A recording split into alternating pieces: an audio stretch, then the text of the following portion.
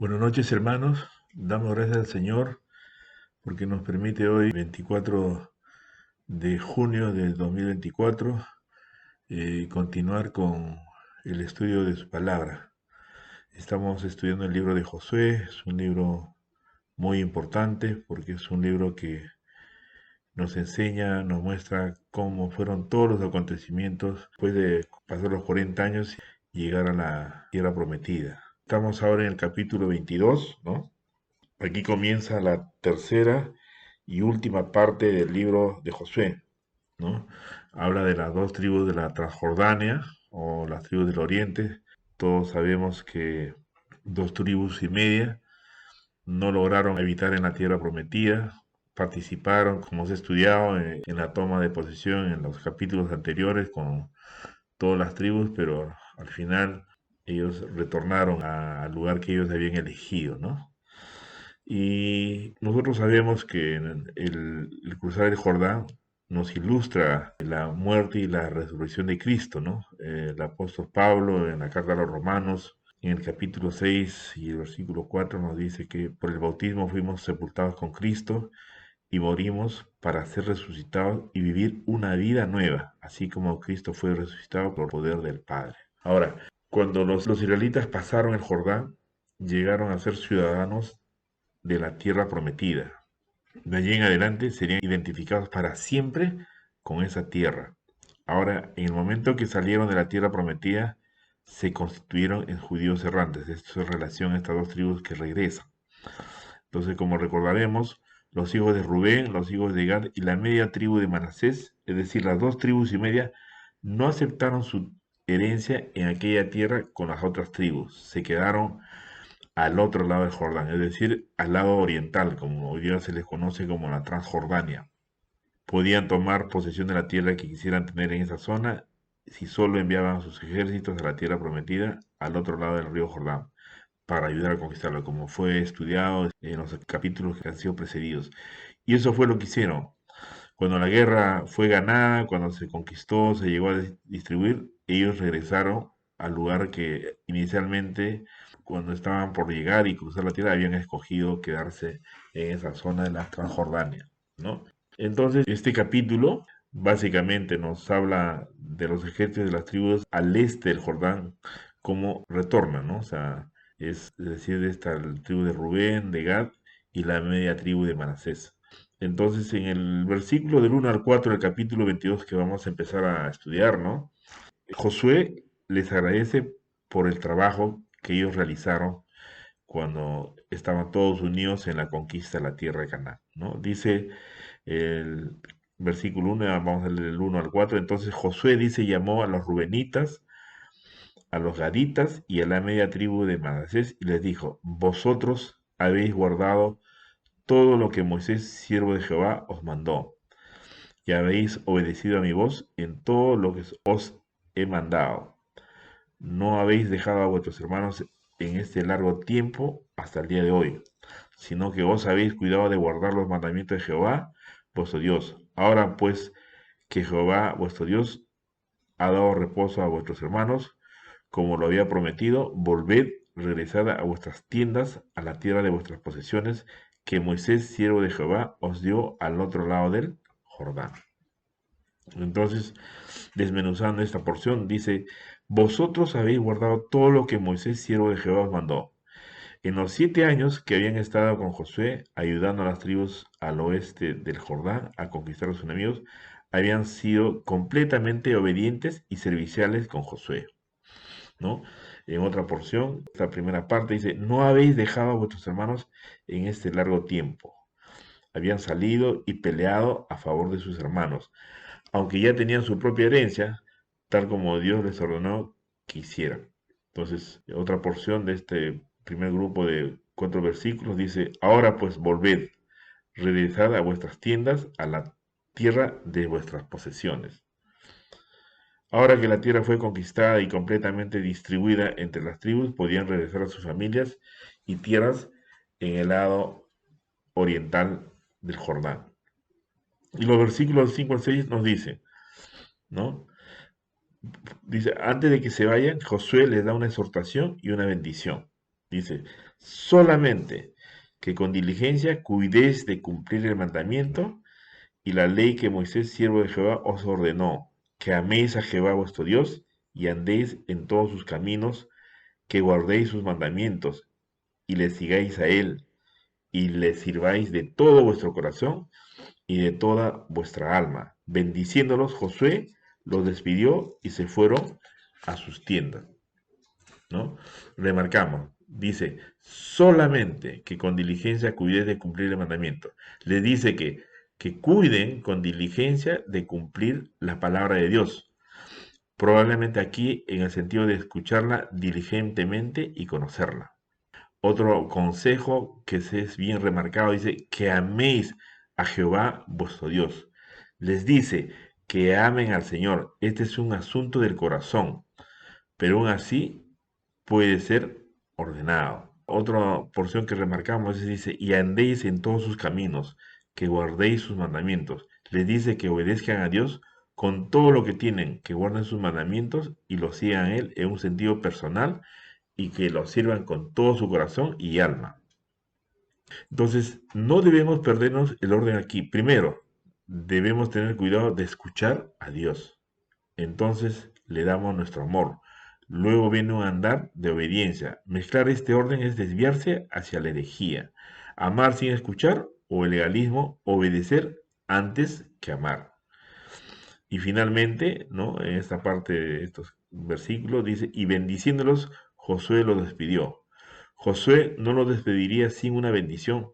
Sabía que no podrían hacer ni ser lo que Dios quería que fueran sin su bendición entre ellos. Por eso esta porción que está en el libro de Números, en el capítulo 6, versículos 23 al 27, que es una oración de bendición que da el sacerdote. Y en realidad, amados hermanos, esto nos concierne a nosotros los padres para repetir esta misma bendición cuando tratamos o nos llega la ocasión de despedir a nuestra familia o tenemos que hacer algo concerniente nosotros como padres hacia nuestros hijos. Dice esta palabra, la palabra de Dios, en número 6, versículos 23 al 27. Habla a Aarón y a sus hijos y diles, así bendeciréis a los hijos de Israel, diciéndoles, Jehová te bendiga y te guarde. Jehová haga resplandecer su rostro sobre ti y tenga de ti misericordia. Jehová alce sobre ti su rostro y ponga en ti paz. Y pondrá mi nombre sobre los hijos de Israel. Y dice la consecuencia, yo los bendeciré. Eso es lo que hizo Josué al despedir a esas 2,5 tribus que se pasaron al lado de la Transjordania.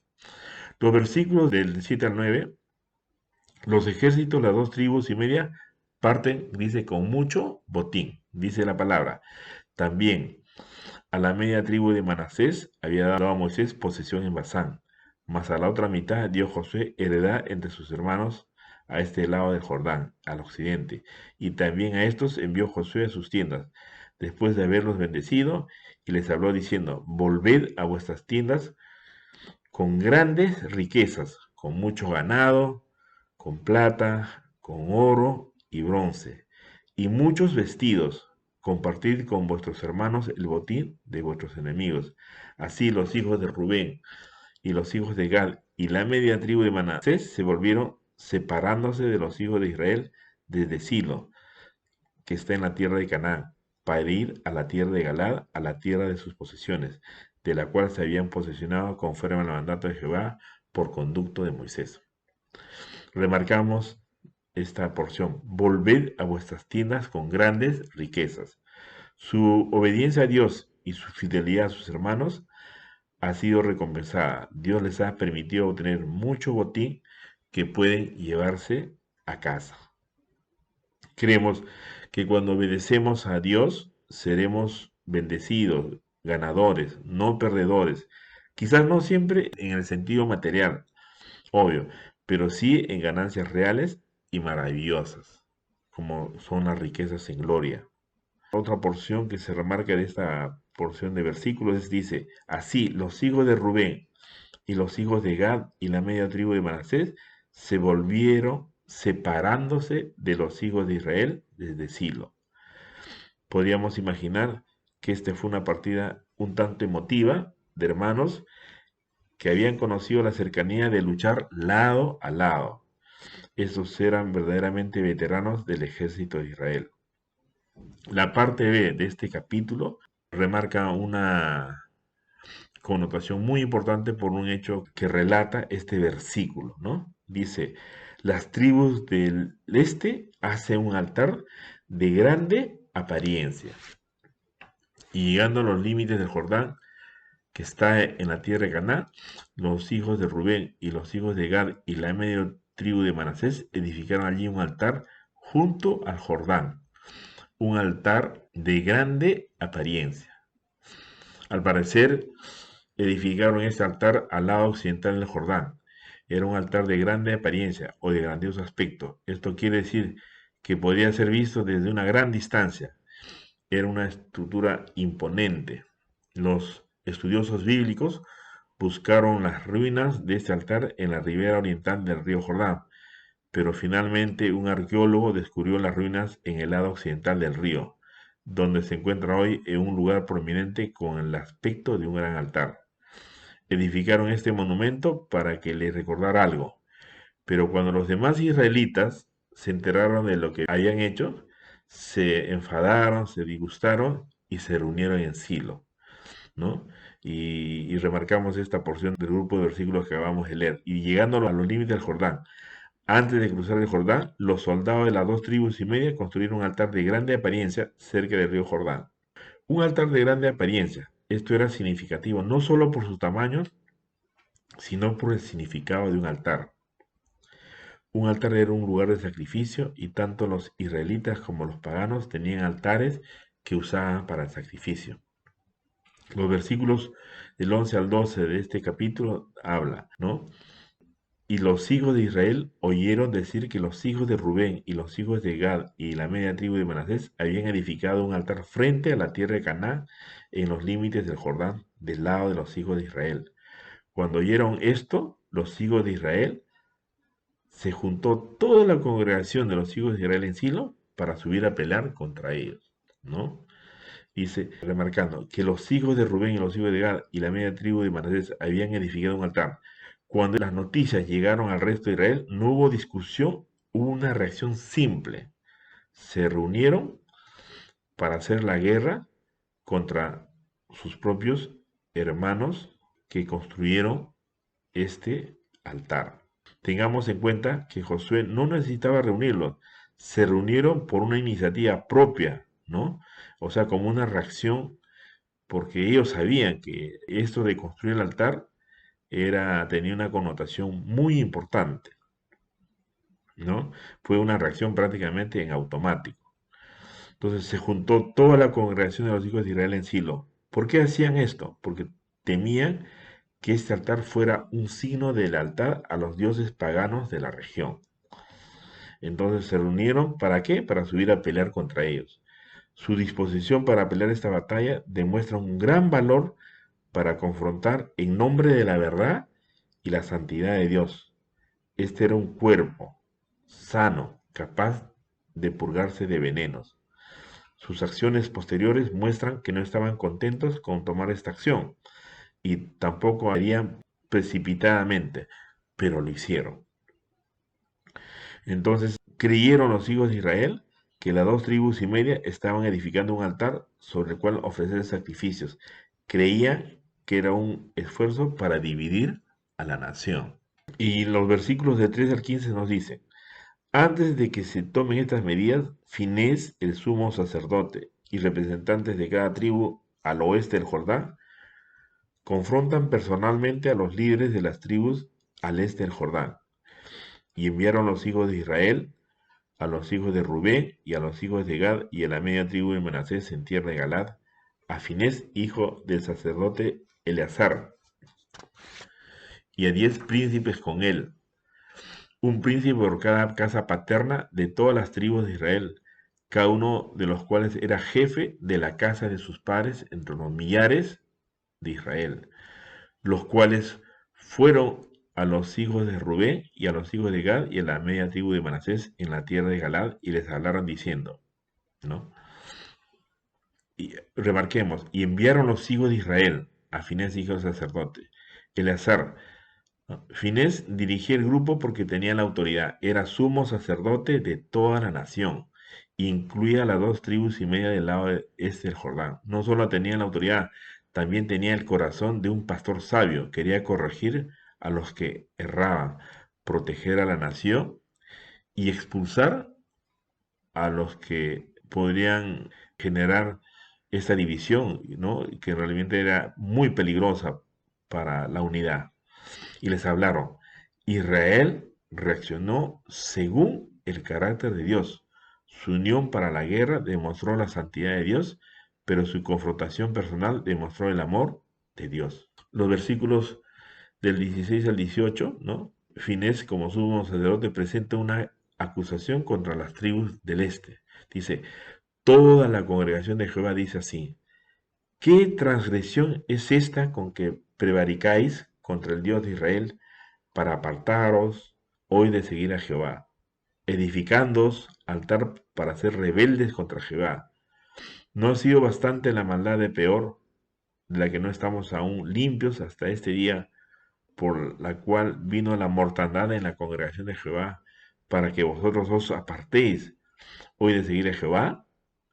Vosotros os rebeléis hoy contra Jehová, y mañana se irá él contra toda la congregación de Israel. Ellos sabían de que este tipo de cosas podría generarles una disciplina, un daño que podría hacer el Señor por desobediencia, por no poner a Dios en primer lugar, ¿no? Entonces, por eso dice, ¿qué transgresión es esta? Y claramente pensaron que el altar en el Jordán representaba un lugar que podrían decirlo como rival de sacrificio y adoración, para competir con el tabernáculo de Dios actualmente que estaba en Silo. Dios había ordenado claramente que hubiera un lugar de sacrificio y holocaustos para Israel.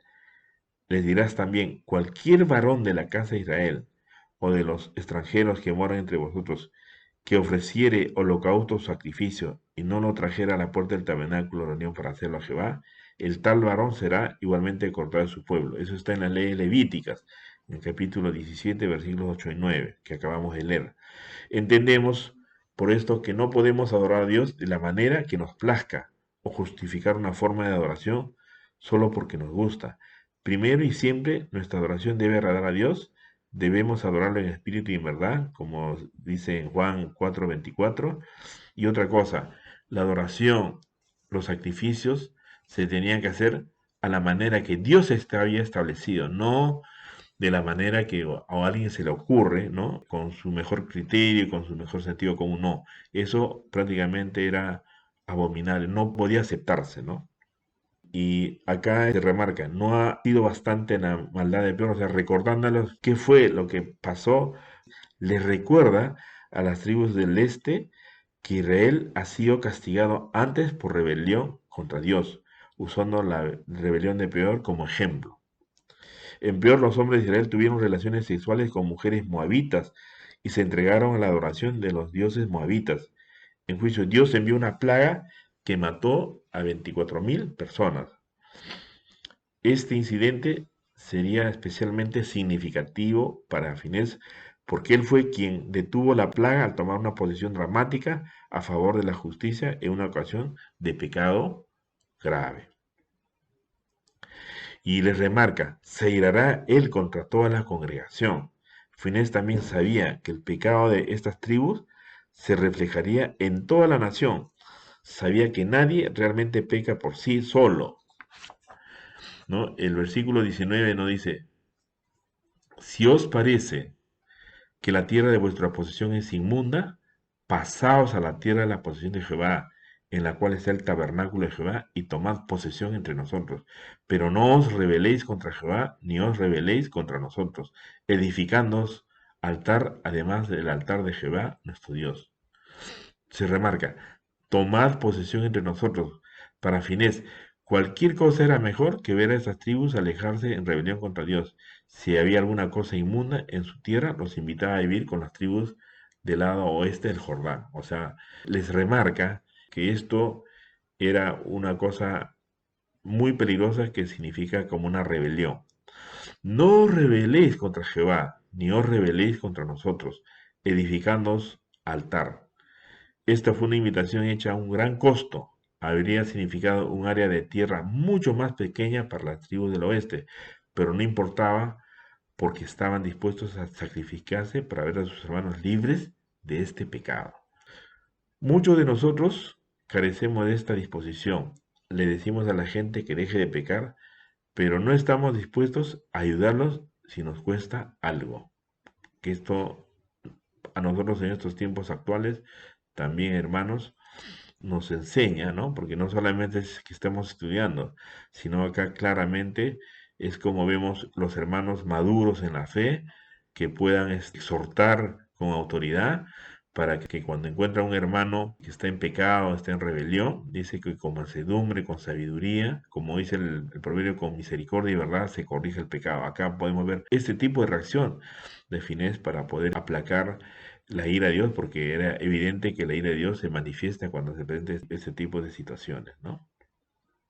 Eso es muy importante y también tiene una trascendencia para estos tiempos en los cuales nos ha tocado vivir. Y el versículo 20 dice, un ejemplo, ¿no? Que les recuerda como segundo ejemplo el pecado de Acán, ¿no? Y su efecto en todo Israel. Entonces lo dice, el 20 dice, "Pero no cometió Acán, hijo de Sera, prevaricación en el anatema, y vino ira sobre toda la congregación de Israel, y aquel hombre no pereció solo en su iniquidad". Todos sabemos el pecado de Acán, amados hermanos, que trajo una ira del Señor, y todos sabemos que ellos perdieron una guerra y murieron mucha gente, ¿no? Y eso también les remarca, fines, para que ellos recapaciten por lo que habían hecho. En los versículos 21 al 23 nos dice, las tribus del este responden. Entonces los hijos de Rubén y los hijos de Gad y la media tribu de Manasés respondieron y dijeron a las cabezas de los millares de Israel, Jehová, Dios de los dioses, Jehová, Dios de los dioses, Él sabe y hace saber a Israel si fue por rebelión o por prevaricación contra Jehová, no nos salves hoy. Si nos hemos edificado altar para volvernos de en pos de Jehová o para sacrificar holocausto u ofrenda, o para ofrecer sobre él ofrenda de paz, el mismo Jehová nos lo demande. O sea, acá vemos después de la confrontación como una defensa de estas dos tribus y media, ¿no? Dice Jehová, Dios de los dioses, Jehová, Dios de los dioses, Él sabe. Primero apela a Dios porque Él conoce con certeza sus corazones y cree que sus hermanos en las tribus del oeste los han malinterpretado. Cuando nos malinterpretan, nuestro primer refugio es Dios. Él conoce nuestro corazón y debemos estar satisfechos con estar bien delante de Dios, incluso si eso significa que estemos mal a los ojos de otros. Dice, también se remarca, si fue por rebelión o por prevaricación contra Jehová, no nos salves hoy. Ellos también reconocieron lo correcto de lo que los demás estaban haciendo al venir contra ellos. Las tribus del este hacen lo que todos deberíamos hacer cuando nos malinterpreta, ponernos en el lugar de la otra persona y tratar de ver lo que ven. Si viéramos lo que ellos vieron, podríamos responder de la misma manera. Como podemos ver acá, ellos están justificando el acto por el cual ellos habían levantado este altar. Los versículos 24 al 29, ¿no? Las tribus del este explican su verdadera razón para construir el altar. Fue construido como un monumento, no como un lugar de sacrificio. Lo hicimos más bien, dice, por temor de que mañana vuestros hijos digan a nuestros hijos, ¿qué tenéis vosotros con Jehová, Dios de Israel? Jehová ha puesto por lindero el Jordán entre nosotros y vosotros, oh hijos de Rubén e hijos de Gad.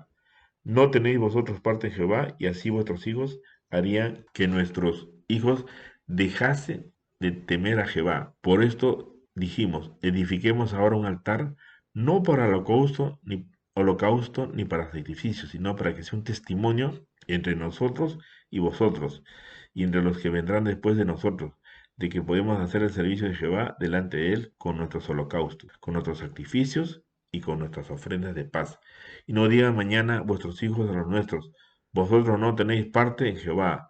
Nosotros pues dijimos, si aconteciere que tal día a nosotros o a nuestras generaciones en lo porvenir, entonces responderemos, mirad, el simil del altar de Jehová, el cual hicieron nuestros padres, no por holocaustos o sacrificios, sino para que fuese testimonio entre nosotros y vosotros. Nunca tal acontezca que nos rebelemos contra Jehová o que nos apartemos hoy de seguir a Jehová, edificando altar para holocaustos, para ofrenda o para sacrificio, además del altar de Jehová nuestro Dios que está delante de su tabernáculo. Bueno, como podemos ver, toda esta porción es una defensa clara y justificación de lo que ellos habían hecho. Entonces remarcamos, dice, un altar, no para holocaustos ni para sacrificios, sino para que sea un testimonio. Las tribus del este reconocían su distancia del centro de oración en Israel y que había una barrera natural, el río Jordán, entre ellos y el resto de la nación. Así que construyeron el altar como un monumento para unir los dos segmentos de la nación. Dice la otra defensa es por temor de que mañana vuestros hijos digan a nuestros hijos, lo construyeron tan grande e impresionante para que perdurara. Querían que fuera un memorial para las generaciones futuras de que las tribus de ambos lados del Jordán adoraban al mismo Dios. Otra justificación, mirad el simil del altar de Jehová, el cual hicieron nuestros padres, no para holocaustos o sacrificios. Las tribus del este nuevamente están de acuerdo con la preocupación de las tribus del oeste, pero explican que las tribus del oeste han entendido mal el significado del altar de gran apariencia, ¿no? Los versículos 30 al 31, dice la explicación de las tribus del oeste es aceptada por las tribus del oeste.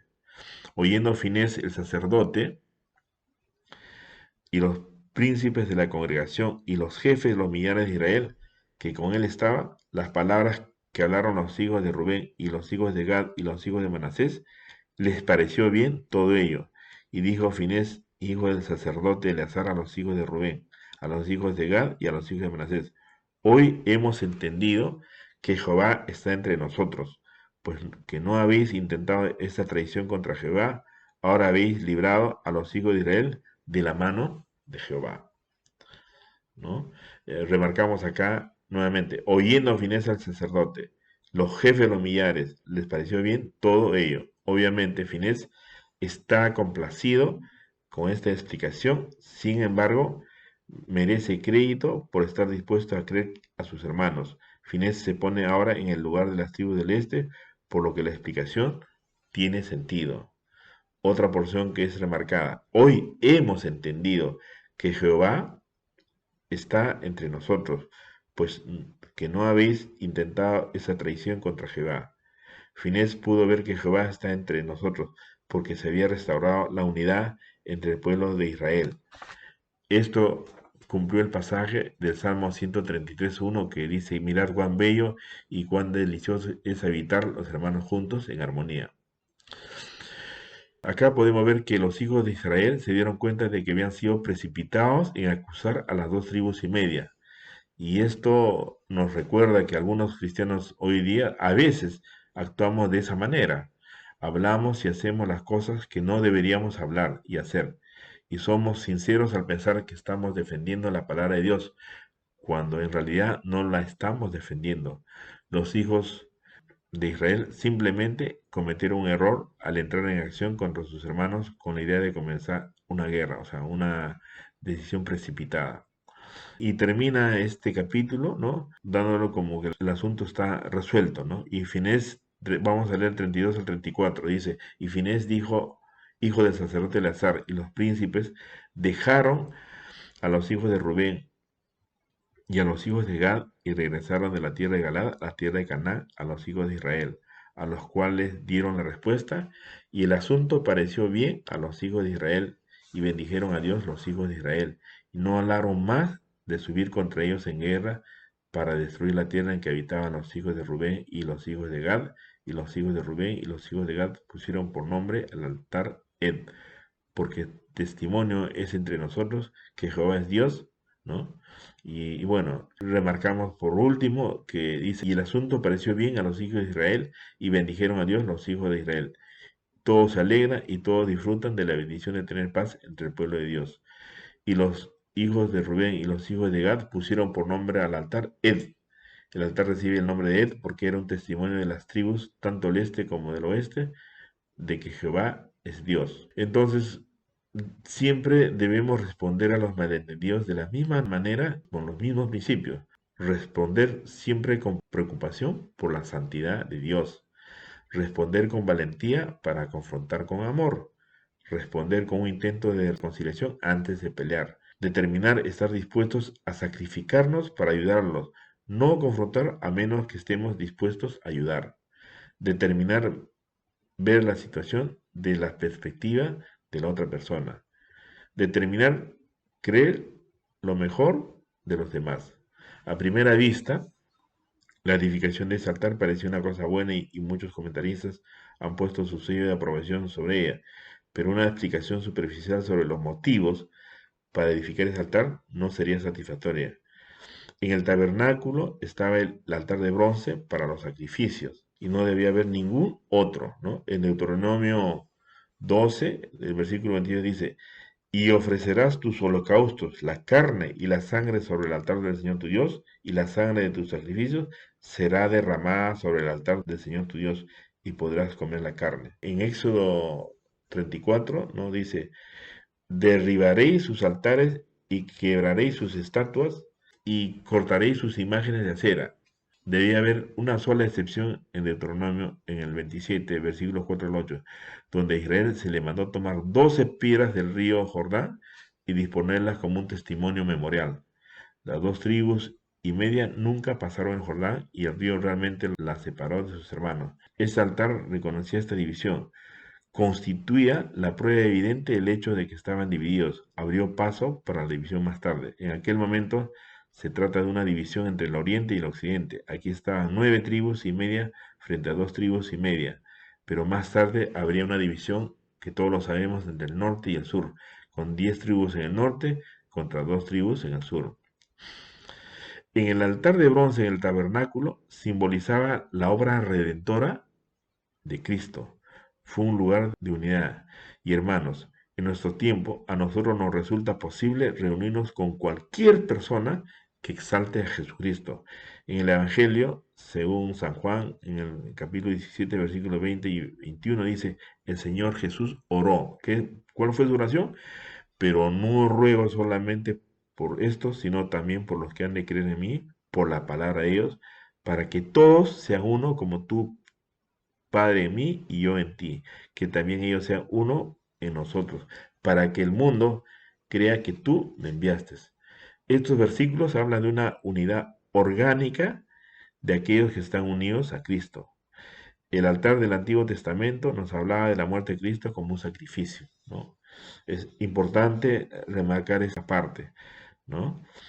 Así como las 2 tribus y media habían edificado un altar incruento que había dividido a Israel, en la actualidad ciertas tendencias teológicas también dividen a las iglesias. Han acusado a los que creemos en la veracidad de las Sagradas Escrituras de ser cismáticos, pero son los que apoyan estas tendencias los que han alejado de su énfasis en la cruz y de la creencia en la deidad de Cristo.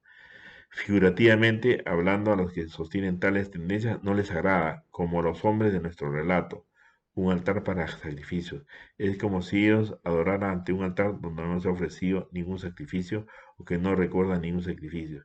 Ellos tienen a un Cristo no sacrificado, un Cristo incruento, como aquellas 2 tribus y media. Su conducta revela que se han apartado de la verdad. Nuestro Señor Jesucristo dijo en el capítulo 7 del Evangelio de Mateo, versículos 16 y 17, por sus frutos los conoceréis.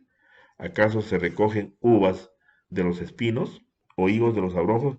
Así, todo buen árbol da buenos frutos, pero árbol malo da frutos malos. Algunos siglos más tarde, todos sabemos esta historia que está en el ministerio de Jesús, cuando Jesús cruza el mar de Galilea y llegaría al país de los Gadarenos. Los que vivían allí eran de la tribu de Gad. Todavía vivían al otro lado del Jordán. Nuestro Señor se encontró allí con un hombre poseído por los demonios que vivía en los sepulcros. Y Cristo expulsó los demonios del hombre, haciendo que entraran algunos cerdos. Los gadarenos se ocupaban el negocio de cerdos. Ustedes se pueden imaginar a un judío ortodoxo hoy día implicado en el comercio de cerdos, es decir, que no habían obedecido los mandamientos de Dios, estaban viviendo en el lado equivocado del Jordán, que sus antecesores habían escogido en el reparto del territorio de Canaán. Resumiendo, amados hermanos, Las tendencias que hemos mencionado han dividido a la iglesia. Es como si hubieran erigido un altar atractivo, prefieren a un Cristo incruento que en realidad nunca existió, sin deidad en él y sin capacidad para salvar la humanidad.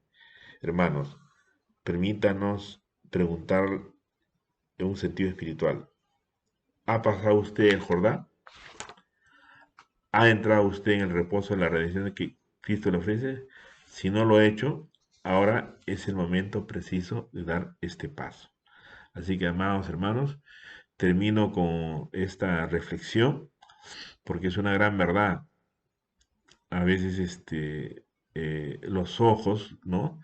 Eh, los sentimientos o los intereses o el egoísmo pueden tomar control de nuestro corazón y olvidarnos de lo que realmente es seguir a Jesús, ¿no? Jesús es nuestro ejemplo principal para evitarnos cualquier desviación, porque aparentemente en este capítulo hemos visto cómo es que esta construcción de este altar ellos justificaron como un memorial, pero hemos visto en el correr del tiempo, como dice la palabra, de que cuando tú en el tiempo te haces una pequeña desviación, o sea, de un segundo, en el tiempo, amados hermanos, esa diferencia pueden ser abismales.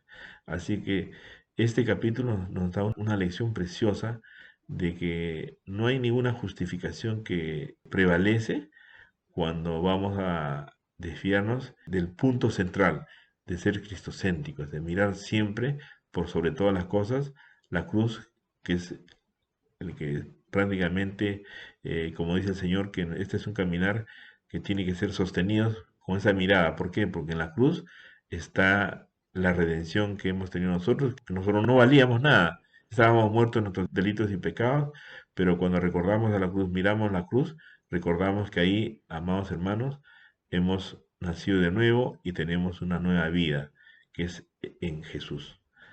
Que Dios los bendiga, amados hermanos.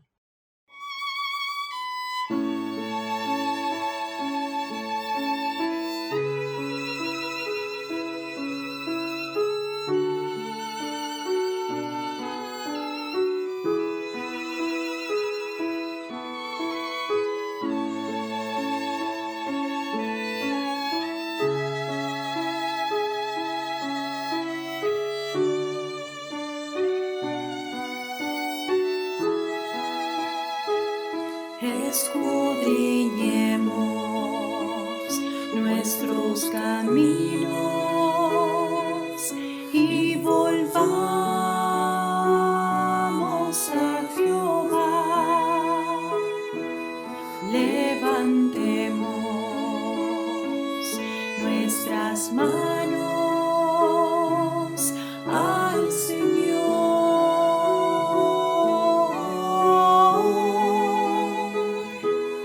Levantemos nuestras manos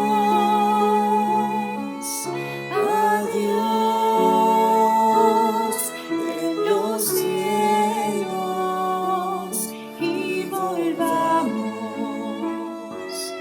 a Jehová nuestro Dios.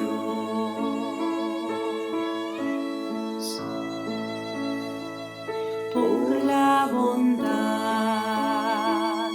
de Jesús.